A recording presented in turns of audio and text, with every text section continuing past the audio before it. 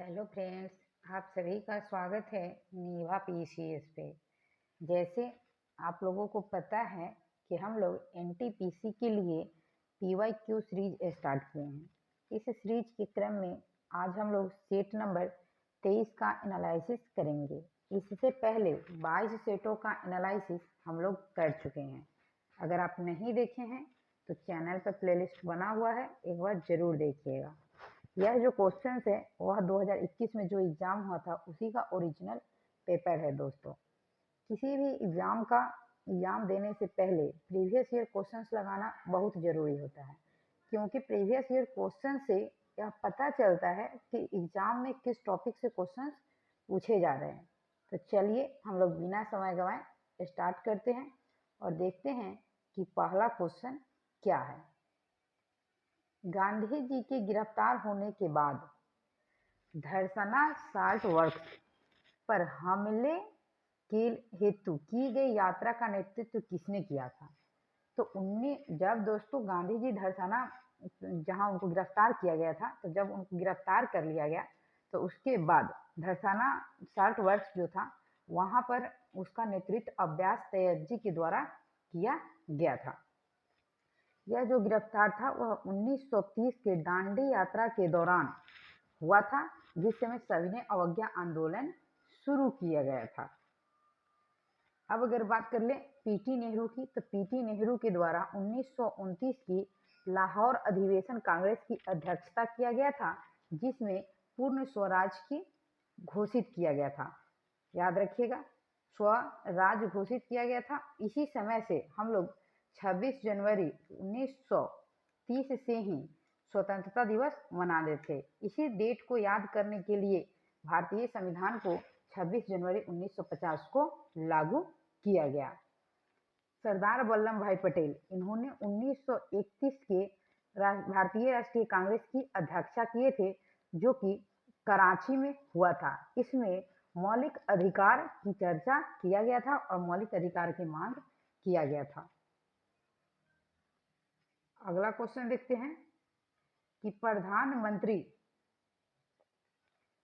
सुरक्षा बीमा योजना के तहत केवल ₹12 वार्षिक प्रीमियम पर डैश का दुर्घटना मृत्यु जोखिम कवर प्रदान किया जाता है। तो प्रधानमंत्री सुरक्षा बीमा योजना जो है वह ₹12 प्रति वर्ष 12 रुपये प्रति वर्ष बैंक के अकाउंट में प्रीमियम जमा करना होता है। और किसी कारणवश अगर कोई व्यक्ति दुर्घटनावश मृत्यु हो जाता है या जोखिम होता है, तो उसका जो कवर रिस्क है, जो उसका प्रीमियम है, उस पैसे को उसको 2 लाख रुपए मिलेगा। यह जो है प्रधानमंत्री सुरक्षा बीमा योजना, इसकी अगर हम लोग बात करें तो यह प्रधानमंत्री के द्वारा, नरेंद्र मोदी के द्वारा शुरू किया गया है। अगला क्वेश्चन है कि अपने पहले 3 अंतर्राष्ट्रीय क्रिकेट टेस्ट मैचों में लगातार 3 टेस्ट शतक बनाने वाले भारतीय बल्लेबाज का नाम क्या है? तो वह है मोहम्मद अजहरीन। यह जो है लगातार, देखिए अंतर्राष्ट्रीय क्रिकेट टेस्ट मैच की बात है दोस्तों, लगातार 3 टेस्ट शतक लगाने वाले भारतीय बल्लेबाज का नाम है मोहम्मद अजहरुद्दीन। उस समय का यह प्रीवियस ईयर क्वेश्चन है दोस्तों, तो उस समय यही थे। यही वर्तमान में विराट कोहली सबसे ज्यादा हो गए हैं दोस्तों रन बनाने वाले। इनमें से कौन सा प्रकाश के प्रकीर्णन का एक उदाहरण है? तो प्रकाश का जो प्रकीर्णन है वह आकाश का रंग नीला दिखाई देना।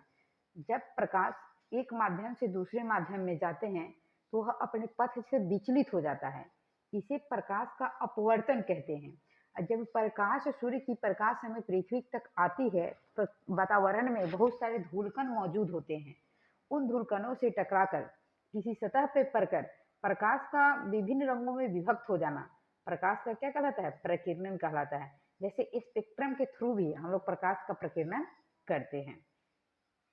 तारों का टिमटिमाना, ये जो है वायुमंडलीय अपवर्तन के कारण होता है। सफेद प्रकाश का कांच के प्रिज्म से गुजरकर विभिन्न रंगों में विभक्त हो जाना, तो ये भी प्रकाश के प्रकीर्णन के कारण ही होता है दोस्तों। और इंद्रधनुष का वर्णन, ये अपवर्तन और पूर्ण आंतरिक परावर्तन के कारण होता है। अगला क्वेश्चन है कि कौन सा कोशिकांग प्रकाश संश्लेषण के दौरान प्रकाश ऊर्जा का उपयोग करता है। तो ये हरित लवक है। हरित लवक जो है वह प्रकाश संश्लेषण के दौरान प्रकाश ऊर्जा का उपयोग करता है। तो प्रकाश संश्लेषण हरित लवक में होता है, जिसे हम लोग क्लोरोप्लास्ट कहते हैं। इसमें प्रकाश संश्लेषण के दौरान प्रकाश ऊर्जा रासायनिक ऊर्जा में परिवर्तित हो जाता है। इसलिए हरित लवक को हम लोग पौधों का रसोई घर भी कहते हैं, कभी कभी पत्ती को भी कहा जाता है दोस्तों। तो अकॉर्डिंग टू ऑप्शन देखना है। हरित लवक और क्वेश्चन पूछता है कि डीएनए जो है वह केंद्रक के अलावा और कहाँ कहाँ पाया जाता है। डीएनए जो है वह केंद्रक के अलावा माइटोकॉन्ड्रिया और हरित लवक दो ऐसे हैं जिनका अपना अलग अलग डीएनए पाया जाता है। डीएनए में जीन मौजूद होते हैं। राइबोसोम जो है इसे हम लोग राइबोसोम को प्रोटीन का फैक्ट्री कहा जाता है, क्योंकि प्रोटीन का निर्माण राइबोसोम के द्वारा ही होता है। यह राइबोसोम जो है वह ईआर होता है, इंडोप्लाज्मिक रेटिकुलम। इसे हिंदी में हम लोग अंतःप्रद्रव्य जालिका कहते हैं। यह दो प्रकार का होता है, एक होता है रफ इंडोप्लाज्मिक रेटिकुलम और एक होता है स्मूथ इंडोप्लाज्मिक रेटिकुलम। तो रफ इंडोप्लाज्मिक रेटिकुलम जो होता है उससे प्रोटीन राइबोसोम का निर्माण होता है, जिससे प्रोटीन बनती है। और एक होता है चिकनी, जिसे हम लोग स्मूथ इंडोप्लाज्मिक रेटिकुलम कहते हैं। तो उससे वसा का और प्रोटीन, वसा का और लिपिड का निर्माण होता है। माइटोकॉन्ड्रिया जो है इसे माइटोकॉन्ड्रिया को कोशिका का ऊर्जा गृह भी कहा जाता है या पावर हाउस कहा जाता है, क्योंकि माइटोकॉन्ड्रिया में ही कोशिका के ऊर्जा का उत्पादन होता है, ऊर्जा का निर्माण होता है, जो कि एटीपी के रूप में होता है। गोल्जी बॉडी को कोशिका का यातायात प्रबंधक कहा जाता है। गोल्जी बॉडी के द्वारा माइटोकॉन्ड्रिया में जो ऊर्जा बनता है, जो हम लोगों के बॉडी में ग्लाइकोजन के रूप में एब्जॉर्ब रहता है, इसे बनी हुई ऊर्जा को भोज्य पदार्थ को पैकेजिंग करना और इसको ट्रांसफर करना, एक जगह से दूसरे जगह ढोना गोल्जी बॉडी का काम है। इसीलिए कोशिका का यातायात प्रबंधक गोल्जी बॉडी को कहा जाता है। और कोशिका का आत्महत्या की थैली लाइसोसोम को कहा जाता है। अगला क्वेश्चन है कि संयुक्त राष्ट्र विश्वविद्यालय का मुख्यालय कहाँ है। तो संयुक्त राष्ट्र विश्वविद्यालय जो है इसका मुख्यालय जापान में है। याद रखिएगा, इसका मुख्यालय जापान में है। इसकी जो स्थापना हुआ था वह 1975 में हुआ था। संयुक्त राष्ट्र विश्वविद्यालय की स्थापना 1975 में हुआ था। इसका मुख्यालय जापान में है।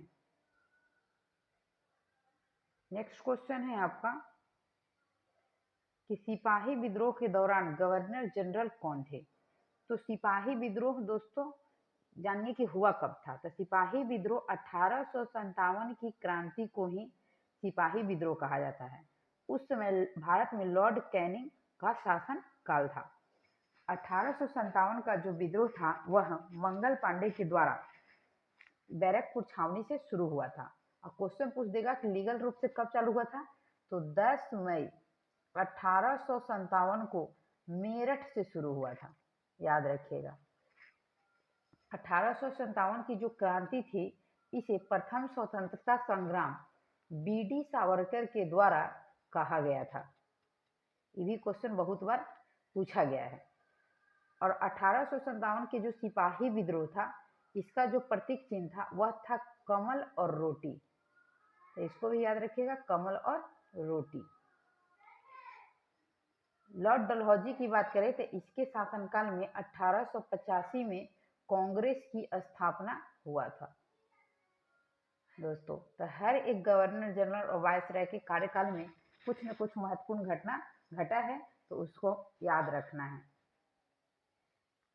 अगला क्वेश्चन देखते हैं दोस्तों। ज़्यादा नहीं लिखते हैं क्योंकि वीडियो काफ़ी लंबा हो जाएगा, तो फिर देखने में असुविधा हो सकती है। इसीलिए कोशिश करते हैं कि जितना ज़्यादा कम समय में कंटेंट उपलब्ध करा दें, इसीलिए बोल के ही ज़्यादा क्वेश्चन को डिस्क्राइब कर देते हैं। इनमें से कौन सी गतिविधि ग्रीन हाउस प्रभाव के लिए जिम्मेदार नहीं है, ग्लोबल वार्मिंग के लिए जिम्मेदार नहीं है। तो परिवहन के लिए सोलर कार का उपयोग करना, ये तो हमारे ग्लोबल वार्मिंग के लिए दोस्तों जिम्मेदार नहीं है। अच्छा है कि अगर हम लोग सोलर कार का उपयोग करेंगे तो उससे जो पॉल्यूशन जो होगा वह न के बराबर बहुत कम होगा, तो ये ग्लोबल वार्मिंग नहीं होगा। ताप विद्युत संयंत्र से होने वाले उत्सर्जन से भी ग्लोबल वार्मिंग होता है।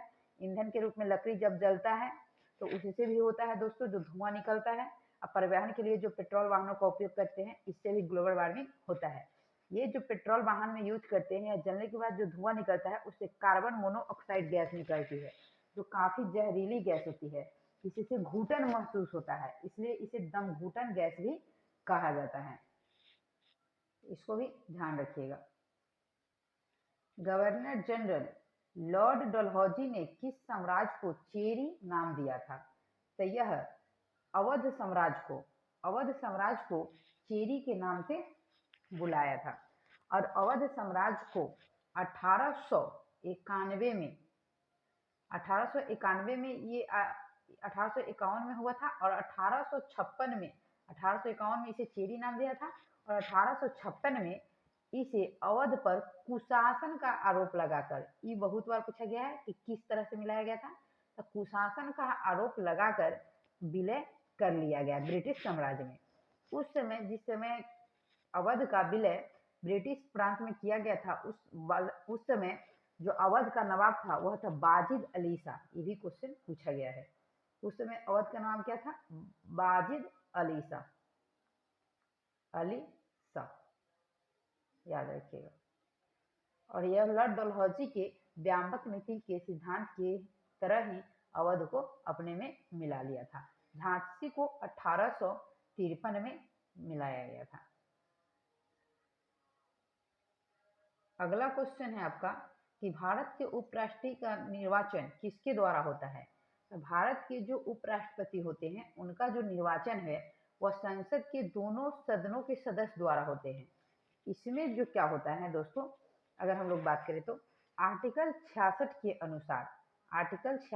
अनुसार जो है, उसमें क्या होता है कि यह संसद के दोनों सदन, लोकसभा और राज्यसभा के दोनों जो होते हैं, जिसमें दोनों सदस्य होते हैं, वह सभी उपराष्ट्रपति के निर्वाचन में भाग लेते हैं। आर्टिकल 63 में कहा गया है कि भारत का एक उपराष्ट्रपति होगा, और आर्टिकल 64 में कहा गया है कि राज्यसभा, जो हमारे राज्यसभा है, राज्यसभा का पदेन सभापति जो है वह भारत का उपराष्ट्रपति होता है। तो उपराष्ट्रपति जो भारत के होते हैं वह राज्यसभा का पदेन अध्यक्ष होता है। राज्यसभा की अगर बात करें तो राज्यसभा की चर्चा भारतीय संविधान में आर्टिकल 80 में किया गया है। तो आर्टिकल 80 याद रखिएगा। राज्यसभा का सदस्य बनने के लिए किसी भी व्यक्ति को 30 वर्ष की आयु, दोस्तों याद रखिएगा, 30 वर्ष की आयु होना जरूरी है। और राष्ट्रपति, राज्यपाल, ये सब बनने के लिए 35 वर्ष की आयु होना जरूरी है। न्यूनतम आयु राज्यसभा के लिए 30 वर्ष, लोकसभा के लिए 25 वर्ष।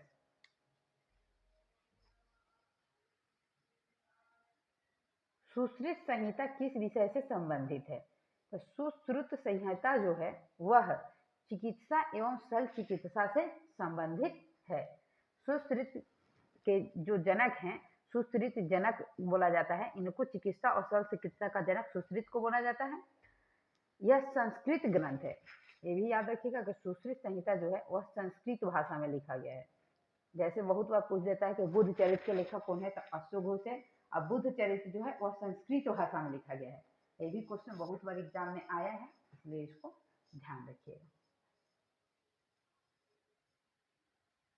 अगला क्वेश्चन है आपका कि यूनिक्स, एमएस डॉस, लिनक्स, इनमें से किसके उदाहरण हैं?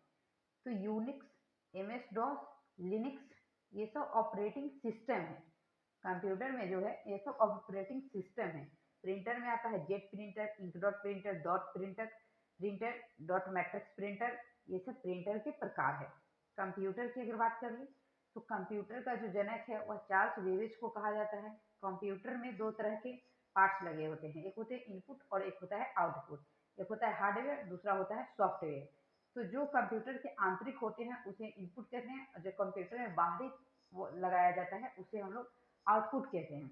कंप्यूटर के कुछ पार्ट्स होते हैं, जैसे मॉनिटर हो गया, सीपीयू हो गया, माउस हो गया, कीबोर्ड है दोस्तों, ये सब कंप्यूटर्स के पार्ट्स के अंतर्गत आते हैं। कंप्यूटर का जो ब्रेन है वह सीपीयू को कहा जाता है, जिसे का full form central processing unit होता है। कभी कभी बहुत सारे फुल फॉर्म पूछ लिए जाते हैं, जैसे रोम का, रैम का, HTTP का, WWW का, ये सब का पूछा जाता है।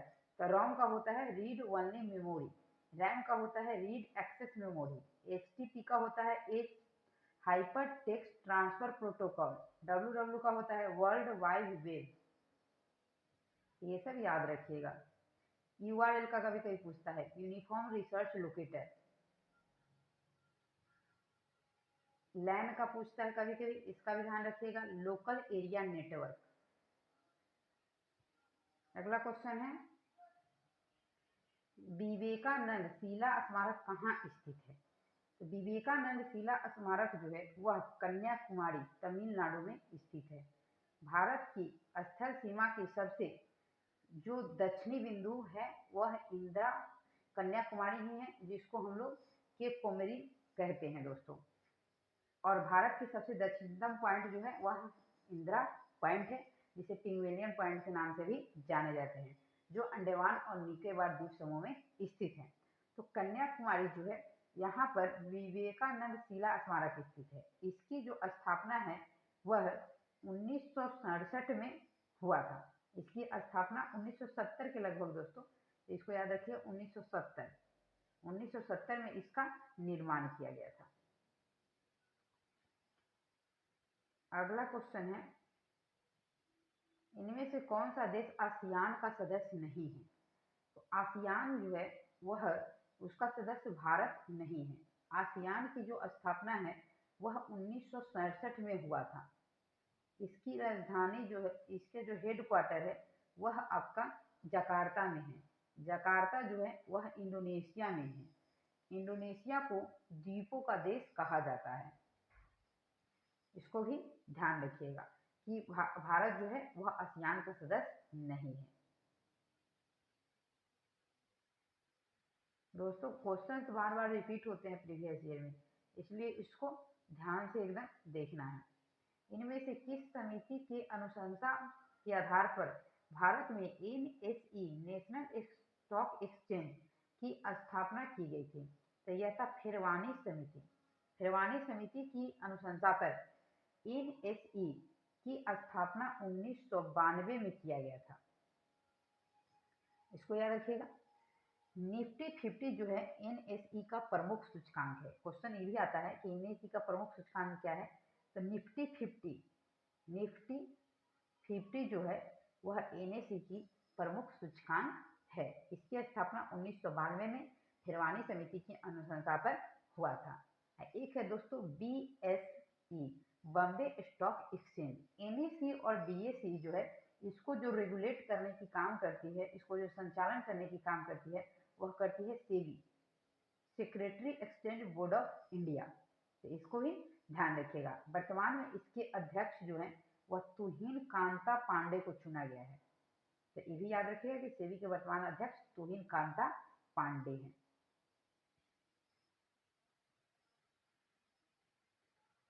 नई रोशनी योजना देश की महिलाओं को सशक्तिकरण हेतु शुरू की गई एक सरकारी कल्याणकारी योजना है। यह जो है वह अल्पसंख्यक वर्ग के लिए सरकार ने नई रोशनी योजना जो महिला के सशक्तिकरण के लिए शुरू किया था। इस योजना की शुरुआत 2012 से 13 वित्त वर्ष में हुआ था। इसको भी ध्यान रखना है। नेक्स्ट क्वेश्चन है मेरा कि संयुक्त राष्ट्र महासभा ने यूनिडो की स्थापना हेतु वर्ष डैश में एक प्रस्ताव पारित किया था। तो संयुक्त राष्ट्र संघ है, जिसे हम लोग यूनाइटेड नेशन ऑर्गेनाइजेशन कहते हैं, इसके जो प्रमुख अंग में एक है महासभा। तो महासभा ने यूनिडो की स्थापना के लिए 1966 में एक प्रस्ताव पारित किया था और 1966 के प्रस्ताव के तहत ही यूनिडो की स्थापना हुआ था। अगर हम लोग बात कर ले यूनिडो की, तो यूनिडो का जो मुख्यालय है वह वियना में है। वियना जो कि ऑस्ट्रिया की राजधानी है। ऑस्ट्रिया की राजधानी वियना है और वियना जो है वह डेन्यूब नदी के किनारे है। ये बहुत फेमस क्वेश्चन है आया हुआ कि ऑस्ट्रिया की राजधानी वियना किस नदी के किनारे है? तो डेन्यूब नदी के किनारे है। संयुक्त राष्ट्र की बात करें तो यूएनओ यूनाइटेड नेशन ऑर्गेनाइजेशन संयुक्त राष्ट्र संघ, इसकी स्थापना 24 अक्टूबर 1945 को हुआ था। इसका मुख्यालय न्यूयॉर्क में है, तो इसको भी ध्यान रखिए। अगला क्वेश्चन हमारा है, इनमें से किसने भारत में 19वीं शताब्दी के अंत में फ्लैग जांच करने में विफलता के कारण पूना के पुलिस कमिश्नर रैंड की गोली मारकर हत्या कर दी? ये थे दामोदर चापेकर। दामोदर चापेकर ने क्या किया था कि जो वहाँ के फ्लैग की जांच के लिए थे, तो वह एक कमिश्नर थे जिनकी नाम था रैंड, उनको गोली मारकर हत्या कर दिए थे। यह जो हत्या था दोस्तों, वह 22 जून 1897 को किए थे। इसी हत्या के कारण फांसी मिला था चापेकर को। इनको दामोदर चापेकर को फांसी की सजा दिया गया था। Nuclear power corporation of India limited NPCIL का मुख्यालय कहाँ है? तो इसका जो मुख्यालय है दोस्तों, वह मुंबई में है, याद रखिएगा। इसकी स्थापना, इसकी शुरुआत 1987 में हुआ था। NPCIL की शुरुआत 1987 में हुआ था और इसका मुख्यालय मुंबई में है। अगला क्वेश्चन है हमारा, लोकटक झील किस राज्य में स्थित है? तो लोकटक झील जो है वह मणिपुर में है। यह पूर्वोत्तर भारत की मीठे पानी की एकमात्र सबसे बड़ी झील है। लोकटक झील में ही विश्व का एकमात्र तैरता हुआ राष्ट्रीय national park camel Lamjao national park है, तो इसको भी ध्यान रखिएगा। चिल्का झील जो कि उड़ीसा में, भारत की सबसे बड़ी खारे पानी की झील चिल्का झील है जो कि उड़ीसा में है। राजस्थान में सांभर झील है जो कि लवणता और एरिया के अनुसार भारत की सबसे बड़ी जो तटीय सीमा की झील है वह सांभर झील है और यह खारे पानी की झील है। बुलर झील की बात करें तो जम्मू कश्मीर में है, डल झील जम्मू कश्मीर में है, लोकटक झील मणिपुर में है, सांभर झील राजस्थान में है। इतने सारे झील को याद रखिएगा। नाभिकीय रिएक्टर में ईंधन के रूप में इनमें से किसका उपयोग किया जाता है? तो यूरेनियम का उपयोग जो है वह नाभिकीय रिएक्टर में ईंधन के रूप में किया जाता है। यूरेनियम 235 का उपयोग करते हैं। नाभिकीय रिएक्टर में मंदक के रूप में हम लोग D2O का उपयोग करते हैं, जिसे हम लोग भारी जल भी कहते हैं, तो इसको भी याद रखिए। ईंधन के लिए यूरेनियम का और मंदक के लिए ग्रेफाइट या फिर D2O का उपयोग करते हैं, जिसे भारी जल कहा जाता है। यूनेस्को विश्व विरासत स्थल कांदारिया महादेव मंदिर कहाँ स्थित है? यह खजुराहो में स्थित है। कांदारिया महादेव मंदिर जो है वह आपका याद रखिएगा खजुराहो में स्थित है। यह खजुराहो जो है वह MP में है। इसका निर्माण, ये जो कांदारिया महादेव मंदिर है जिसे हम लोग खजुराहो मंदिर कहते हैं, इसका निर्माण चंदेल वंश, याद रखिएगा, चंदेल वंश के राजा यशोवर्मन ने कराया था। यशोवर्मन। यह जो मंदिर है वह जैन धर्म और हिंदू धर्म दोनों धर्मों से संबंधित है। महाबलीपुरम का जो मंदिर है वह उड़ीसा में स्थित है। नेक्स्ट क्वेश्चन है हमारा, इनमें से कौन सा जल में घुलनशील विटामिन है? दोस्तों तो याद रखिएगा, जल में घुलनशील विटामिन, विटामिन को घुलनशीलता के आधार पर दो भागों में बांटा गया है, एक जल में घुलनशील और एक वसा में घुलनशील। तो विटामिन जो है, पहले विटामिन की बात करते हैं, तो इसकी जो खोज है वह आविष्कार की बात करें तो हंट के द्वारा किया गया था 1912 में।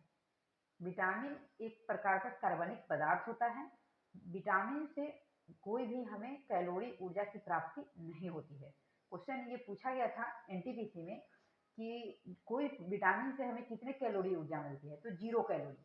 विटामिन किसी तरह का कोई ऊर्जा नहीं देता है, वह भोजन को संपाच्य पचाने में मदद करता है। बॉडी बिल्डिंग यानी कि बॉडी मटेरियल, बॉडी के निर्माण करने में, बॉडी को शरीर को बनाने में, ऊतक को निर्माण करने में प्रोटीन का कार्य होता है। तो जो जल में घुलनशील विटामिन है, इसको याद रखिएगा कि विटामिन B और विटामिन C जल में घुलनशील विटामिन है। जबकि वसा की बात करें, वसा में घुलनशील vitamin A, D, K, E ये 4 विटामिन है, याद रखिएगा ADE K। ये 4 विटामिन वसा में घुलनशील विटामिन है, जबकि विटामिन बी और सी जल में घुलनशील विटामिन है। विटामिन डी की कमी के कारण रिकेट्स होता है। ई की कमी के कारण बंध्याता होता है, जिसको बंध्यापन कहते हैं। विटामिन बी1 की कमी के कारण बेरी होता है। ए की कमी के कारण रेटिनॉल इसका नाम है, विटामिन ए का। कमी के कारण रतौंधी होता है। विटामिन सी की कमी के कारण स्कर्वी होता है। ये सभी ध्यान रखिएगा। विटामिन के की कमी के कारण रक्त का थक्का जमना होता है। तो ये विटामिन से भी वो क्वेश्चन रहते हैं। प्राचीन संस्कृत ग्रंथ पाणिनि के लेखक कौन है? तो पाणिनि अष्टाध्यायी जो है, अष्टाध्यायी के जो लेखक है वह पाणिनि है दोस्तों। प्राचीन संस्कृत ग्रंथ अष्टाध्यायी के लेखक पाणिनि है, इसको ध्यान रखिएगा। यह संस्कृत का सबसे महान ग्रंथ है और सबसे बड़ा ग्रंथ है।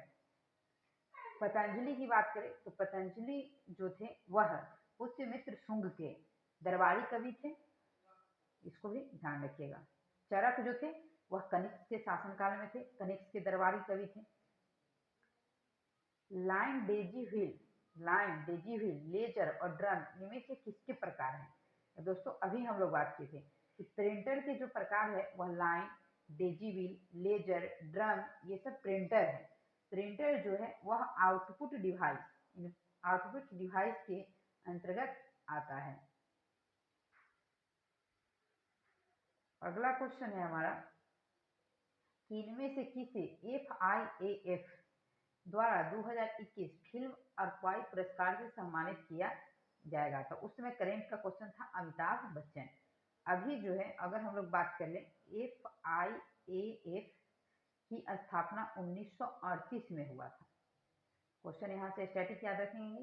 FIAF की स्थापना 1938 में हुआ था और 2021 में अमिताभ बच्चन को इस पुरस्कार से सम्मानित किया गया था। नेक्स्ट क्वेश्चन देखते हैं, इनमें से कौन सा स्प्रेडशीट का एक उदाहरण है? तो माइक्रोसॉफ्ट एक्सेल में जो सीट हम लोगों को मिलता है दोस्तों, देखिएगा ऐसे ऐसे बना रहता है, जिसको रो और कॉलम में बांटा रहता है। तो माइक्रोसॉफ्ट एक्सेल जो है इसको स्प्रेडशीट इसी को बोलते हैं।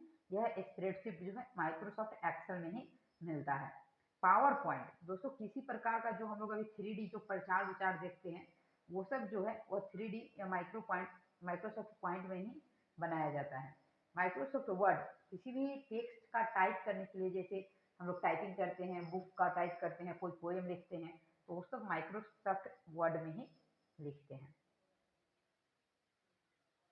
अगला क्वेश्चन है कि इनमें से किसे FIAF द्वारा 2021 सरकारी पुरस्कार? दोस्तों ये रिपीट क्वेश्चन है, यह अमिताभ बच्चन को, इसकी स्थापना जो है 1938 में हुआ था। अगला क्वेश्चन देखते हैं, ये रिपीटेड है। समर्थ योजना केंद्र सरकार के किस मंत्रालय द्वारा शुरू किया गया था? तो समर्थ योजना जो था वह वस्त्र मंत्रालय के द्वारा शुरू किया गया था। यह योजना जो था वह गरीब परिवारों को इस काम में, उद्योग में आगे बढ़ाने के लिए, पार्टिसिपेट करने के लिए इस योजना की शुरुआत किया गया था। अगला क्वेश्चन है हम लोगों का कि भारत के इनमें से किस वायसराय ने निर्वाचित स्थानीय सरकारी निकायों के सृजन की पहल की थी? तो लॉर्ड रिपन को स्थानीय स्वशासन के जनक के नाम से भी जाना जाता है। लॉर्ड रिपन के ही शासन काल में 1881 से नियमित जनगणना शुरू हुआ था। लॉर्ड रिपन ने ही, जो लॉर्ड लिटन के द्वारा वर्नाकुलर प्रेस एक्ट आया था, उसे लॉर्ड रिपन के द्वारा ही इसे समाप्त किया गया था। लॉर्ड इरविन का एक महत्वपूर्ण घटना है, याद रखिएगा, गांधी इरविन समझौता, जो 5 मार्च 1931 को हुआ था, जिसे हम लोग दिल्ली समझौता के नाम से भी जानते हैं।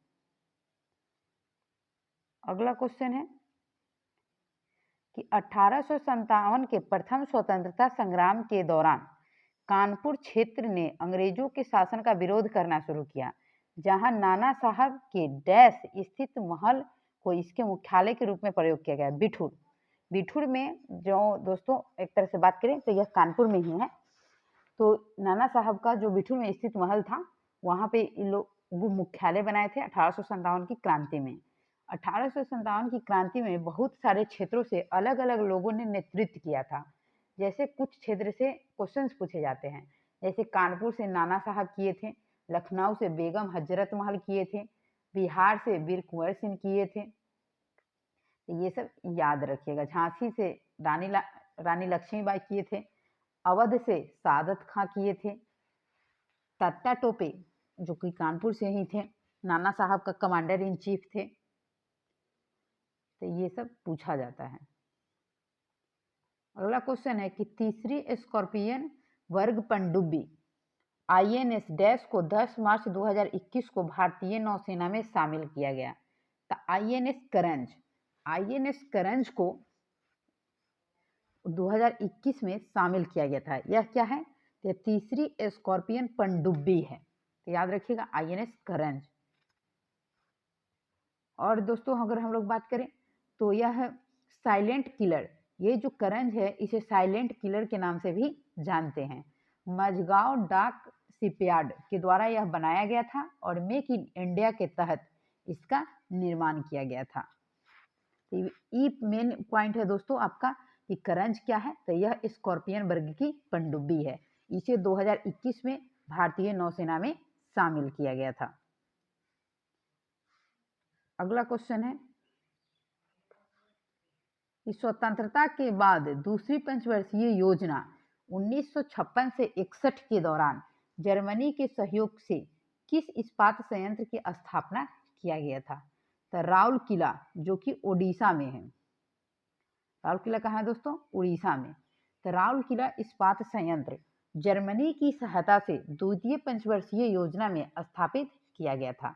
भिलाई जो है वह रूस की सहायता से किया गया था। भिलाई छत्तीसगढ़ में है दोस्तों। बोकारो जो है वह तीसरी पंचवर्षीय योजना के तहत यह जर्मनी की सहयोग से स्थापित किया गया था। और दुर्गापुर जो है वह पश्चिम बंगाल में है और यह ब्रिटेन की सहायता से स्थापित किया गया था। एक बार दोस्तों फिर से इसको सुन लीजिए। दुर्गापुर ब्रिटेन की सहायता से स्थापित किया गया था, बोकारो जर्मनी की सहायता से किया गया था, राउरकेला जो है आपका दोस्तों ये जर्मनी की सहायता से राउरकेला भी किया गया था, और जापान की सहायता से बोकारो किया गया था, और भिलाई जो है वह रूस की सहायता से किया गया था। ये तीन जो है वह द्वितीय पंचवर्षीय योजना में हुआ था और बोकारो तीसरी पंचवर्षीय योजना में हुआ था। पंचवर्षीय योजना की अगर हम लोग बात करें तो पंचवर्षीय योजना की शुरुआत 1951 में हुआ था। इस योजना को निर्वाचन अगर हम लोग बात करें तो इस योजना को योजना आयोग के द्वारा संचालित किया जाता था।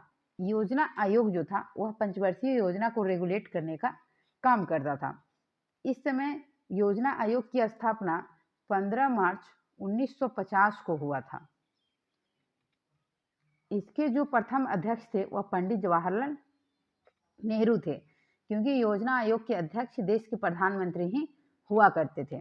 अभी योजना आयोग के स्थान पर 1 जनवरी 2015 को नीति आयोग की स्थापना हुआ था।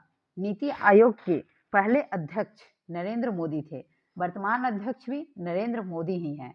नीति आयोग के अभी वर्तमान उपाध्यक्ष सुमन बेरी हैं और वर्तमान CEO जो है नीति आयोग का वह BVR सुब्रमण्यम है, तो ये भी ध्यान रखिएगा। अगला क्वेश्चन है हमारा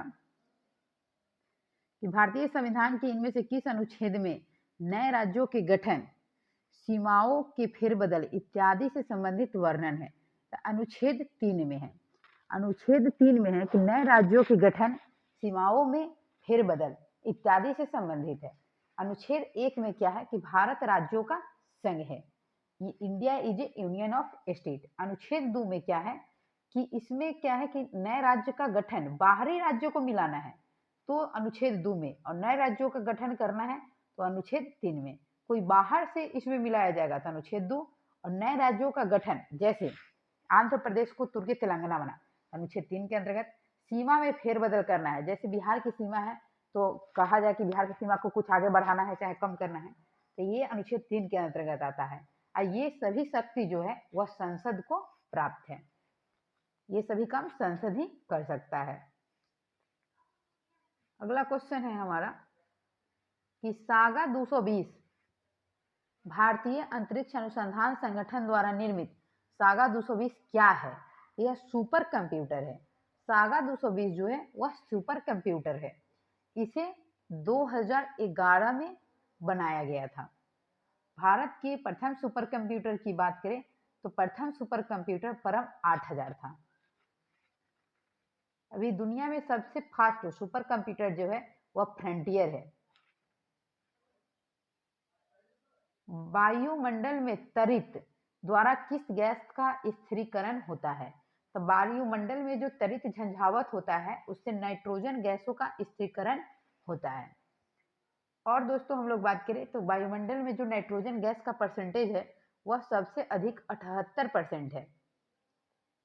नाइट्रोजन गैसों का स्थिरीकरण जो होता है वह मीथेन गैस के द्वारा ही भी होता है। जैसे धान के खेत में जो मीथेन गैस होता है उसके द्वारा भी होता है, और कोई भी दलहनी पौधा के जड़ में नाइट्रोजन राइजोबियम नामक जीवाणु पाया जाता है जिसे बैक्टीरिया कहते हैं, वो भी नाइट्रोजन का स्थिरीकरण करता है। कार्बन डाइऑक्साइड की मात्रा करें तो 0.03% वातावरण में है। ऑक्सीजन जो है वह 20.9 लगभग 21% है। आर्गन जो है वह 0.09% है। तो ये भी ध्यान रखिएगा। स्पेस एक्स ने जनवरी 2021 में एक बार में कितने उपग्रहों को उस अंतरिक्ष में प्रक्षेपित करके नया रिकॉर्ड बनाया था? तो 143 उपग्रह को स्पेस एक्स कंपनी ने एक बार में प्रक्षेपित करके वर्ल्ड रिकॉर्ड बनाया था। अगर हम लोग बात करें तो यह जो अंतरिक्ष में भेजा गया उपग्रह था इसे फाल्कन 9, याद रखिएगा, ये फाल्कन 9 रॉकेट से प्रक्षेपित किया गया था। स्पेस एक्स जो है दोस्तों, स्पेस एक्स कंपनी के जो मालिक है एलन मस्क है, जो कि विश्व के सबसे अमीर व्यक्ति हैं। कार्ल लैंडस्टीनर को इनमें से किसके लिए जाना जाता है? तो इन्हें रक्त समूह की खोज के लिए कार्ल लैंडस्टीनर को जाना जाता है, रक्त समूहों के वर्गीकरण के लिए। तो इसको याद रखिएगा। रक्त समूह की अगर हम लोग बात करें तो रक्त समूह को कार्ल लैंडस्टीनर के द्वारा किया गया था, और इसे रक्त समूह जैसे होता है दोस्तों कि A B, A B negative, O minus, A B plus, ये सब रक्त समूह है दोस्तों।